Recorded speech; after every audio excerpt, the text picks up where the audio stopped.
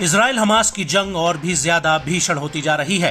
दरअसल एक तरफ जहां लेबनान बॉर्डर पर हिजबुल्ला ने मोर्चा खोल दिया है, वहीं गाजा में हमास ने आईडीएफ की नाक में दम किया हुआ है।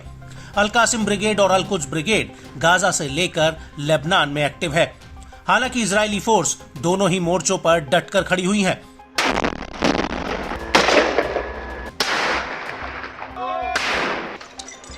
गाजा के भीतर इजरायली सेना रफा और खान यूनिस शहर में लगातार भीतर घुसने की कोशिश कर रही है, लेकिन हमास के लड़ाके आईडीएफ पर ताबड़तोड़ हमले कर रहे हैं।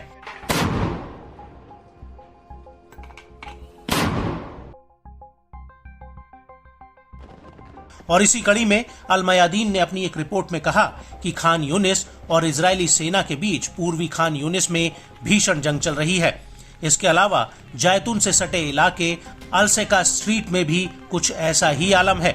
यहाँ पर अल कासिम ब्रिगेड ने दावा किया है कि उसके लड़ाकों ने फ्रंट लाइन पर आईडीएफ को खदेड़कर वापसी की है। इस दौरान अल कासिम ब्रिगेड ने इजरायल के एक सैनिक को मारने और एक को घायल करने का दावा किया है।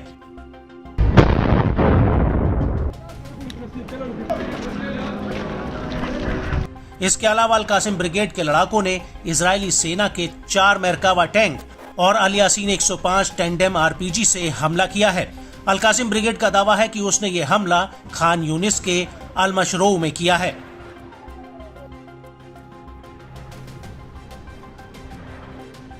इसके अलावा अल कुद्स ब्रिगेड ने खान यूनिस के अल करारा में इजरायल के 4 सैनिकों और कुछ सैनिकों को घायल करने का दावा किया है।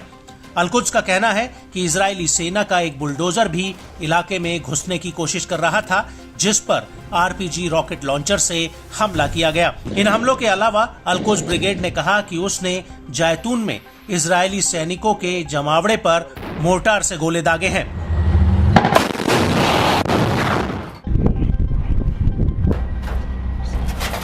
आपको बता दें कि अल कासिम और अल कुद्स ने इन दोनों ही हमलों को लेकर एक वीडियो जारी किया है, जिसमें अल कासिम के लड़ाके खंडहर पड़ी इमारतों में छिपकर सामने से आ रहे इजरायली टैंकों पर रॉकेट से वार करते हैं।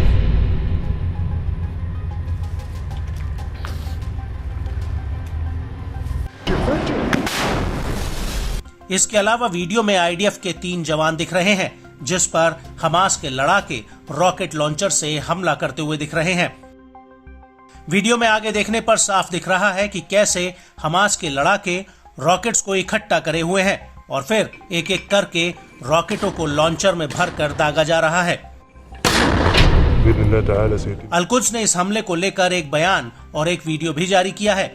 अल कुद्स का कहना है कि उसने पूर्वी खान यूनिस में इजरायली सेना के एक क्वाडकॉप्टर ड्रोन को भी मार गिराया है, जो इलाके में खुफिया जानकारी इकट्ठा कर रहा था।